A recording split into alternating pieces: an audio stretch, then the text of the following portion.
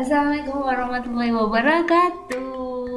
Selamat datang di channel saya di Dosen Farmasi Cantik. Oke, kita akan bahas tentang gimana sih analisis titimetri. Jadi analisis titimetri ini sebenarnya merupakan suatu metode yang sudah lama sekali, bahkan sangat lama. Mungkin beberapa itu sudah banyak ditinggalkan ya, karena sudah istilahnya jadul sekali. Tetapi memang karena harganya tidak terlalu mahal dan tidak perlu menggunakan instrumen yang canggih, makanya biasanya masih sering dipakai untuk analisis titimetri. Tapi di industri farmasi sebenarnya sudah ditinggalkan untuk analisis titimetri. Tapi untuk mahasiswa farmasi atau prodi yang di kimia nih, kalian bisa pakai titimetri ini untuk skripsi juga. Jadi bisa membandingkan antara metode lama dan metode baru. Jadi seperti itu ya. Tetap stay tune di Dosen Farmasi Cantik, subscribe, like, dan komen, serta share ke teman-temannya ya. Yuk kita bahas analisis titimetri. Jadi pengertian analisis titimetri ini merupakan analisis kimia kuantitatif. Jadi untuk menentukan kadar sehingga bisa menggunakan titimetri. Yang dia dengan cara menetapkan volume suatu larutan yang konsentrasinya diketahui dengan tepat atau yang biasa kita sebut sebagai larutan standar yang diperlukan untuk bereaksi secara kuantitatif dengan larutan dari zat yang akan ditetapkan. Jadi contoh ringkasnya seperti ini. Kalian mau menetapkan kadar NaCl di dalam sediaan infus dengan titimetri. Nah, kita kan tidak tahu kadarnya NaCl, sehingga kita mencari konsentrasinya dengan cara menambahkan larutan standar yang sudah kita ketahui konsentrasinya. Terus gimana cara ngitungnya ya? Cara menghitungnya next nanti ya. Makanya ada di channel saya terus. Untuk titimetri ini ada berbagai macam istilah. Kalian harus paham istilah-istilahnya dalam titimetri. Yang pertama adalah titrasi. Jadi titrasi ini merupakan proses titimetri ya sebenarnya, atau proses penambahan larutan standar sampai reaksi tepat lengkap. Reaksi yang tepat lengkap itu gimana? Jadi reaksinya itu terjadi ketika kita sudah menemukan titik akhir titrasi yang tepat sesuai dengan titik stöchiometri gitu ya. Jadi apa titik akhir titrasi, atau biasa kita sebut bisa jadi dia menjadi titik akhir stöchiometri atau tidak. Terus selanjutnya adalah titik ekuivalen atau titik akhir teoritis atau titik akhir stöchiometri. Ini merupakan titik saat dimana suatu reaksi tepat lengkap. Tepat lengkapnya gimana? Jadi semua reaksi sudah selesai. Taunya bagaimana? Taunya kita bisa menentukan titik akhir titrasi yang sama dengan titik akhir stöchiometri. Terus untuk tahu titik akhir titrasi bagaimana? Dengan menambahkan suatu indikator kepada atau ke dalam larutan yang mau ditetapkan. Indikator itu apa? Indikator adalah reagen kimia yang digunakan untuk memberikan perubahan visual dalam cairan yang akan dititrasi. Jadi misalnya contohnya yang tadi ya, penetapan kadar NaCl. Nah, untuk mengetahui titik akhir stöchiometri atau titik akhir titrasinya, maka ditambahkan suatu indikator sehingga yang awalnya mungkin tidak berwarna atau warnanya tertentu, maka dia akan berubah warna ketika sudah di titik akhir titrasi atau titik akhir stöchiometri. Apa itu titik akhir titrasi? Yaitu titik di mana terjadi perubahan visual dalam cairan yang dititrasi. Jadi mungkin warnanya awalnya bening menjadi merah muda, atau yang warnanya coklat bisa menjadi kuning. Nah, seperti itu. Adanya perubahan warna, jadi yang awal menjadi warna yang lain yang dia tetap, jadi tidak berubah lagi ketika dikocok gitu ya. Itu namanya titik akhir titrasi. Terus titran. Titrannya adalah reagensia dengan konsentrasi yang diketahui. Jadi yang tahu berapa volumenya atau yang biasanya kita sebut di buret gitu ya, itu namanya adalah titran. Sedangkan yang di Erlenmeyer itu yang kita analisis gitu. Ada berbagai macam penggolongan utama reaksi titrimetri. Yang pertama adalah reaksi yang tak terjadi perubahan keadaan saat oksidasi. Nah, ini bergantung pada persenyawaan dari ion-ion saat dilakukan reaksi itu. Terus yang kedua adalah reaksi oksidasi reduksi. Nah, sudah dikatakan bahwa oksidasi reduksi berarti melibatkan perubahan keadaan oksidasi atau pemindahan elektron. Terus penggolongan reaksi yang lain ada reaksi penetralan atau asidimetri alkalimetri, reaksi pembentukan kompleks atau kompleksometri, reaksi pengendapan biasa kita sebut iodometri, dan juga reaksi oksidasi maupun reduksi. Untuk titrasi asam basa atau asidi alkalimetri kita sebutnya ya, dia merupakan titrasi basa bebas atau basa yang terbentuk karena adanya hidrolisis garam yang berasal dari asam lemah dengan suatu standar asidimetri, dan titrasi asam bebas atau asam yang terbentuk dari hidrolisis garam yang berasal dari basa lemah dengan suatu basa standar alkalimetri. Itu kalau kita sebut dengan alkalimetri ya.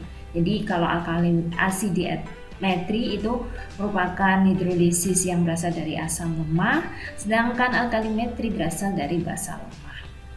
Terus tujuannya apa? Menetapkan jumlah asam atau basa secara kimiawi tepat ekuivalen dengan jumlah basa atau asam. Tujuan dari titrasi asidi alkalimetri. Terus indikator penetralan, apa pengertiannya? Ini merupakan reagensia yang memiliki warna-warna yang berbeda bergantung pada konsentrasi ion hidrogen dari larutan. Cirinya bagaimana? Dia akan mengalami perubahan warna yang dominan, asam atau basa yang tidak mendadak sekaligus, sesuai dengan interval rentang pH. Nah, ini nanti indikator ini akan mengalami perubahan warna ketika reaksinya sudah sempurna. Untuk prinsip pemilihannya harus memperhatikan perubahan warna yang jelas pada pH yang dekat dengan pH pada titik ekuivalen. Misalnya kita mau identifikasi zat yang mengandung asam, jadi pakai indikator asam. Jadi seperti itu. Terus indikator campuran juga bisa digunakan dengan tujuannya untuk perubahan warna yang lebih tajam. Kalau kita pakai tunggal, kadang warnanya tidak terlalu tajam, makanya kadang TAT-nya atau titik akhir titrasinya itu kurang tampak, sehingga kita bisa pakai indikator campuran. Supaya apa? Warnanya tajam sehingga TAT-nya itu tepat. Kalau TAT-nya tepat, maka bisa jadi titik akhir stoikiometri juga tepat. Perubahan warna yang tajam ini yang penting adalah pada jangkauan pH yang sempit dan terpilih yang tak terlihat dengan indikator asam basa. Contoh untuk indikator campuran yaitu campuran dari merah netral dan biru metilena yang sama banyak. Maka akan terjadi perubahan dari biru violet menjadi hijau. Contohnya adalah untuk titrasi asam asetat dengan larutan amonia atau kebalikannya. Jadi seperti itu. Jadi indikator campuran ini penting untuk mendapatkan warna yang lebih tajam saat pengamatan. Terus saat titrasi itu ada yang namanya kurva penetralan. Apa itu kurva penetralan? Yaitu kurva yang diperoleh dengan mengalurkan atau memplot pH sebagai ordinat terhadap persen asam yang diterapkan. Caranya mengukur gimana? Dengan menetapkan pH pada berbagai tahap selama proses titrasi dengan metode potensiometri. Ini contohnya ya, titrasi asam kuat dengan basa kuat. Sebagai contoh yaitu asamnya adalah HCl, basanya adalah NaOH. Dua-duanya HCl merupakan asam kuat, sedangkan NaOH merupakan basa kuat. Di mana 40 ml larutan HCl 0,1 molar ditetesi dengan larutan NaOH 0,1 molar sedikit demi sedikit. Berikut ini adalah kurva titrasi yang menggambarkan perubahan pH.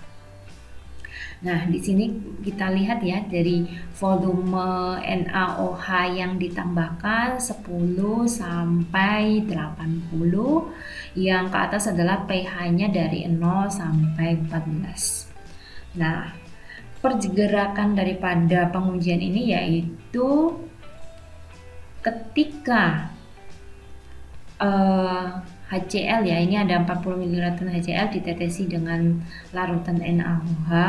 Di awal-awal pH-nya larutan naik sedikit, jadi mulai ditambahkan 10 naik di 1 ya, mungkin 20, 1,75 misalnya, terus 30 mendekati 2, dan 35an ini sekitar 2.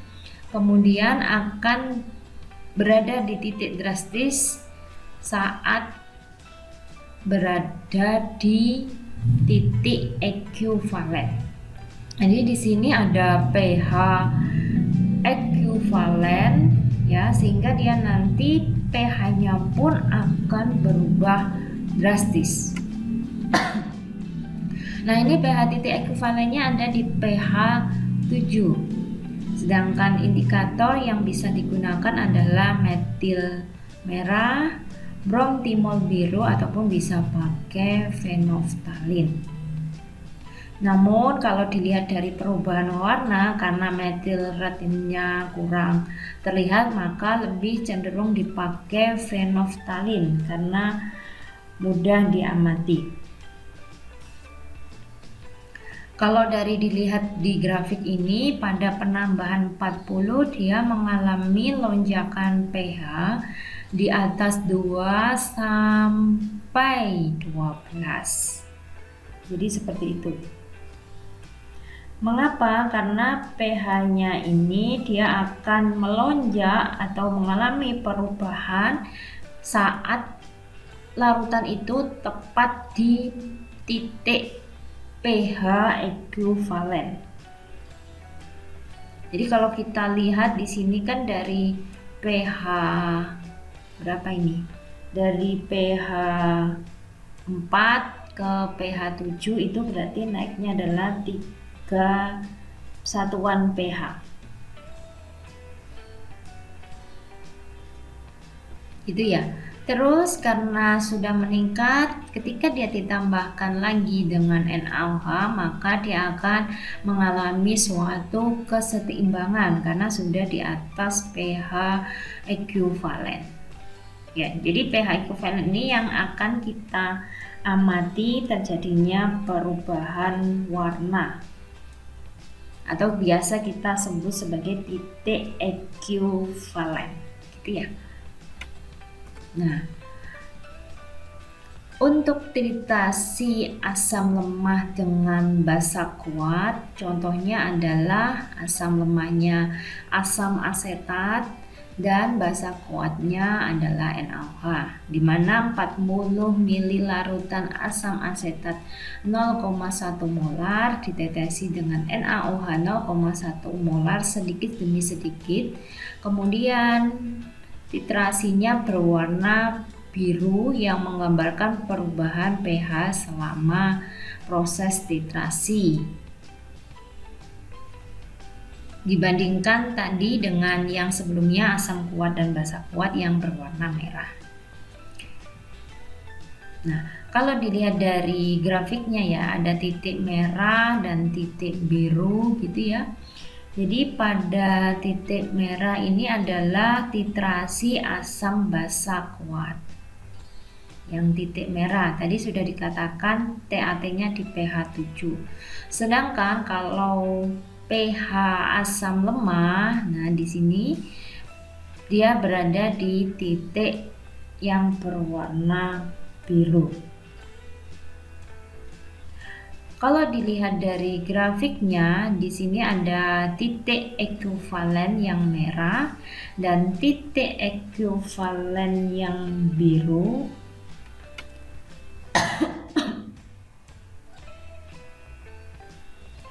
Jadi titik ekuivalennya berada di atas pH 7.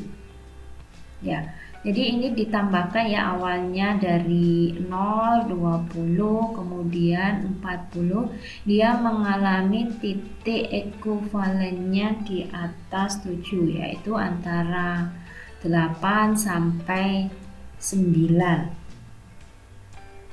Jadi untuk titrasi asam lemah dan basa kuat, indikator metil merah tidak bisa dipakai karena dia akan memberikan warna yang lemah sebelum titik akhir stoikiometri atau titik ekuivalen, gitu ya. Kemudian kita memakainya indikator phenolphthalein karena indikator phenolphthalein ini bisa mengetahui dengan jelas titik akhir titrasinya pada pH ekuivalen antara 8 sampai 9, sehingga warnanya lebih tajam dengan memakai phenolphthalein. Kalau pakai metil merah dia tidak bisa mencapai, sehingga dikhawatirkan titik akhir titrasinya akan kabur gitu ya, atau salah mengamati. Jadi itu penting sekali memilih indikator yang digunakan ya, supaya nanti tidak salah mengamati warnanya. Sehingga untuk analisis titrasi asam lemah dengan basa kuat, kita pakainya adalah indikator phenolphthalein.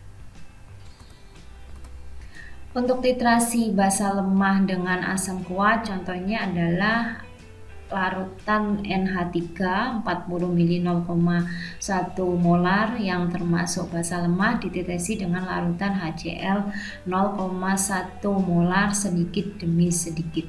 Bagaimana kurvanya? Ya. Jadi pada kurva ini saat ditambahkan dengan 0 tanpa ada 0 sampai 20 itu pH-nya tinggi. Jadi otomatis dari 0 sampai 40 phenolphthalein ini tidak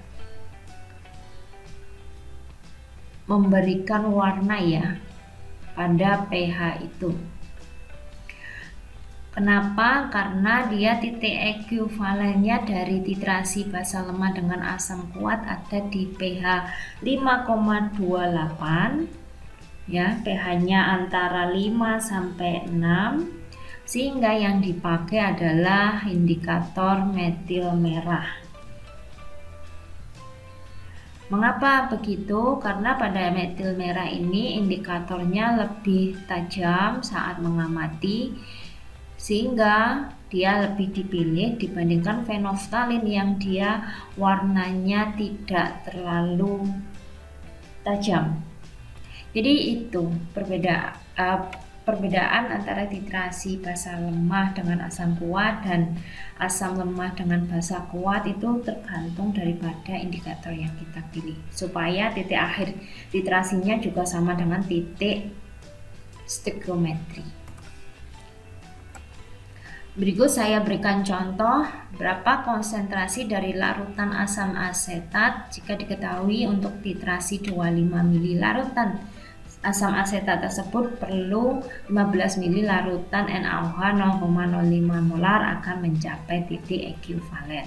Yang kedua, sebanyak 40 mili larutan asam sulfat 0,25 molar dititrasi dengan suatu basa valensi 1, ternyata dibutuhkan 57 mili basa tersebut. Berapakah kemolaran basa yang digunakan? Jadi kita jawab satu persatu. Yang pertama kita harus bisa menentukan persamaan reaksi netralisasi. Jadi asam asetat ditambahkan dengan NaOH menghasilkan natrium asetat dan H2O. Sehingga diperoleh persamaan yang 1:1 mol. Begitu. Jadi gampang ya, tinggal M kali V1 sama dengan M2 kali V2 sehingga diperoleh molaritas dari asam asetat adalah 0,03 molar. Terus yang kedua, di sini kita ada asam asetat yang dititrasi dengan basanya ya. Dan sehingga dibutuhkan basa 57 mili. Nah, karena asam asetat ini merupakan asam kuat dengan valensi 2, sedangkan basanya ini punya valensi 1, maka valensi masing-masing larutan itu perlu dipertimbangkan. Sehingga rumusnya menjadi M kali V kali valensi sama dengan M dari H2SO4 ya, M kali V kali valensi dari basa. Sehingga hasilnya adalah 0,35 molar.